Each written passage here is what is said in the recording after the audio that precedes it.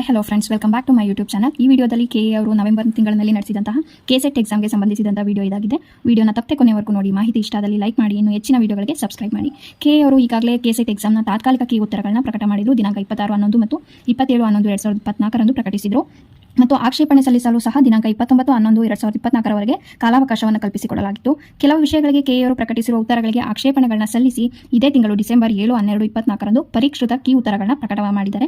16 ವಿಷಯಗಳಿಗೆ ಯಾವುದೇ ರೀತಿಯ ಆಕ್ಷೇಪಣೆಗಳು ಸ್ವೀಕೃತವಾಗಿರುವುದಿಲ್ಲ. ಉಳಿದ 31 ವಿಷಯಗಳಿಗೆ ಸಲ್ಲಿಸಿದ ಅಬ್ಜೆಕ್ಷನ್ ಆಕ್ಷೇಪಣೆಗಳನ್ನು ವಿಷಯ ತಜ್ಞರು ಪರಿಶೀಲಿಸಿ ಅದರಲ್ಲಿ ಒಟ್ಟು 28 ವಿಷಯಗಳಿಗೆ ಕೀ ಉತ್ತರಗಳನ್ನ ಕೆಎ ಅಫಿಷಿಯಲ್ ವೆಬ್ಸೈಟ್ನಲ್ಲಿ ಪ್ರಕಟ ಮಾಡಲಾಗಿದೆ. ನೀವು ಇಲ್ಲಿ ನೋಡಬಹುದು ಆ 28 ವಿಷಯಗಳು ಯಾವುವು ಎಂದು.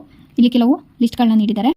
Chemical science, commerce, computer, economics, English, Kannada, ಇದೇ ರೀತಿ 28 ವಿಷಯಗಳಿಗೆ ಸಂಬಂಧಿಸಿದಂತೆ ಕೀ ಉತ್ತರಗಳನ್ನ ಬಿಟ್ಟಿದ್ದಾರೆ. ಹಾಗೆ ಇನ್ನು ಉಳಿದಂತಹ 3 ವಿಷಯಗಳಾದ ಸೈನ್ಸ್, ಮ್ಯಾಥಮೆಟಿಕ್ಸ್ ಮತ್ತು ಫಿಸಿಕ್ಸ್ಗೆ ಆಕ್ಷೇಪಣೆಗಳು ಸಲ್ಲಿಸಿದರೂ ಸಹ ಆ ಉತ್ತರಗಳಲ್ಲಿ ಯಾವುದೇ ಬದಲಾವಣೆ ಇರೋದಿಲ್ಲ. ಕೆಎ ಅವರು ಮೊದಲು ನೀಡಿದಂತಹ ಉತ್ತರಗಳೇ ಅಂತಿಮ ಉತ್ತರಗಳಾಗಿರುತ್ತೆ. ನೆಕ್ಸ್ಟ್ ಫಾರ್ ಎಕ್ಸಾಂಪಲ್ ನಾವು ಇಲ್ಲಿ ಒಂದು ಪೇಪರ್ನ ಚೆಕ್ ಮಾಡೋದಿದ್ರೆ ಕನ್ನಡ ಪೇಪರ್ನ ತೊಗೊಂಡು ನೋಡ್ಬೋದು.